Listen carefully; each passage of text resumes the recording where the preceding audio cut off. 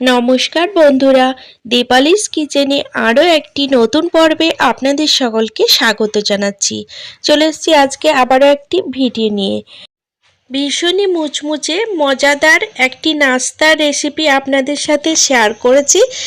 এই রকম মুচমুচে নাস্তা বানিয়ে সসের সাথে পরিবেশন করুন, খেতে দুর্দান্ত লাগবে। তো পুরো ভিডিওটি দেখুন, আশা করছি ভিডিওটি আপনাদের ভালো লাগবে। তো বন্ধুরা, নাস্তা বানাবো তার জন্য এখানে দেখতে পাচ্ছেন দুটো আলু নিয়েছি।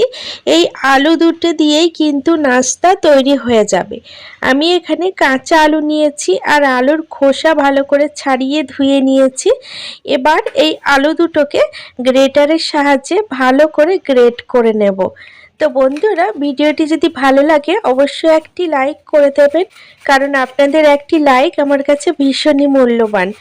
আর আমার সাথে থাকার জন্য চ্যানেল সাবস্ক্রাইব করে বেল নোটিফিকেশনটা অবশ্যই অন করে রাখবেন, তাতে আমি যখনই নতুন ভিডিওর আপলোড দেব তার নোটিফিকেশন আপনারা সকলের প্রথমে পেয়ে যাবেন। আর ভিডিওগুলো কিন্তু আপনারা আপনাদের সময় সুযোগ বুঝে দেখে নিতে পারবেন।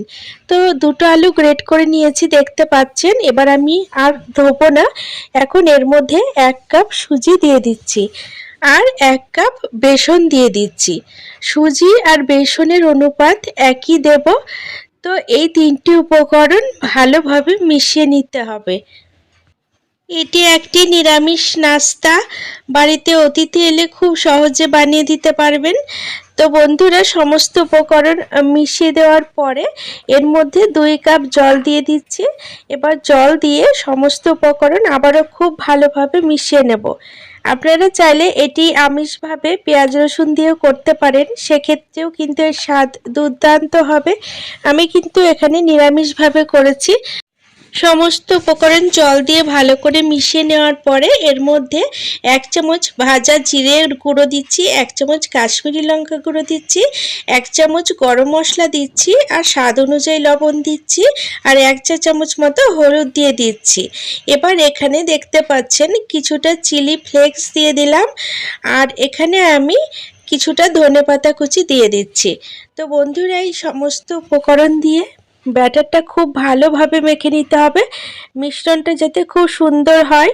আপনারা যদি ঝাল পছন্দ করেন সেক্ষেত্রে আলাদাভাবে কাঁচা লঙ্কা কুচিও দিতে পারেন। আমি কিন্তু আর বেশি ঝাল দিইনি, কারণ বাড়িতে বাচ্চারা খাবে, সেক্ষেত্রে ঝালের পরিমাণটা কমই দিয়েছি। তো বন্ধুরা, এখানে সমস্ত উপকরণ দেখতে পাচ্ছেন খুব ভালোভাবে মিশিয়ে নিয়েছি। এবার এটিকে রান্না করব, তার জন্য ওভেনের ওপর প্যান বসিয়ে দিয়েছি। প্যানের মধ্যে 1 টেবিল চামচ সাদা তেল দিলাম। তেল গরম হয়ে এসেছে, এখন 1 চা চামচ গোটা জিরে ফোড়ন দিয়ে দিচ্ছি, আর এখানে 1 চা চামচ কালো সর্ষে ফোড়নে দিয়ে দিচ্ছি। ফোড়ন একটুখানি ভাজা হয়ে গেলে এর মধ্যে 1 চা চামচ মতো হিং দিয়ে দিচ্ছি।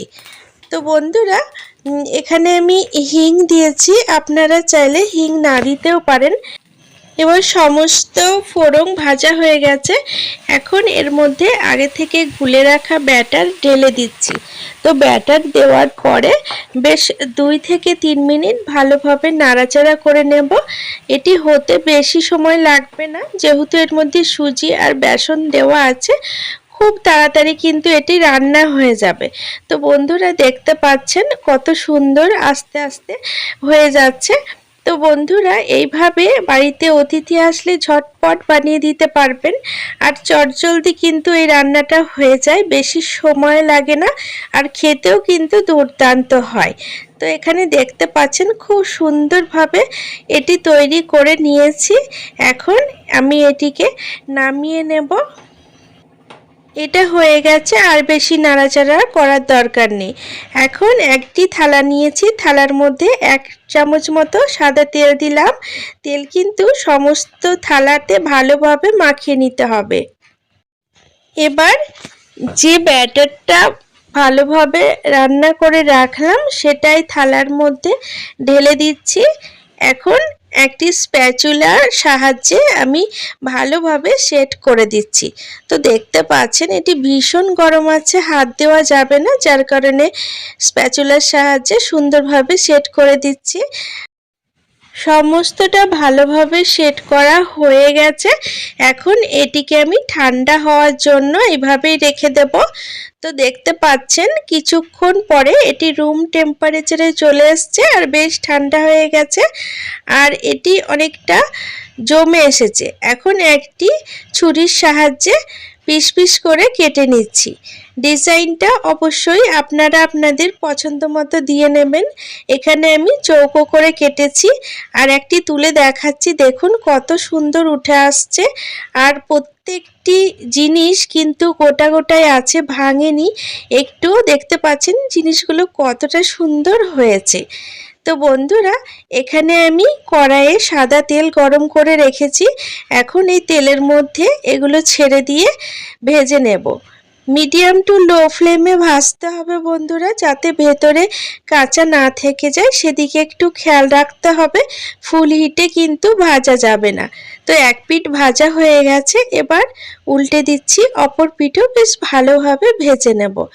তো বন্ধুরা, এইভাবেই মিডিয়াম টু লো ফ্লেমে ভেজে নেবেন, আর দেখবেন এটা কতটা মুচমুচে হয় নাস্তাটি।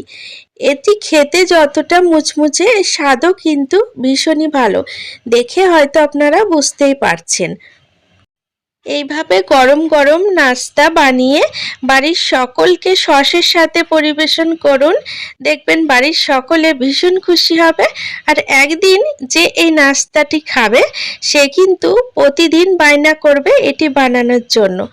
ব্যাস, দেখতে পেলেন কত সহজে আর কত তাড়াতাড়ি আমি এগুলো ভেজে নিলাম।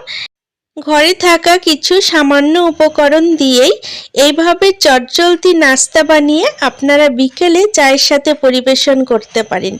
যে খাবে সে কিন্তু ভীষণই খুশি হবে, আর বাড়ির কচি কাচারা এই রকম নাস্তা পেলে পেট ভরে খাবে। তো বন্ধুরা, একদিন হলেও এই রেসিপিটি বাড়িতে বানিয়ে দেখুন, আশা করছি আপনাদের ভীষণ পছন্দ হবে।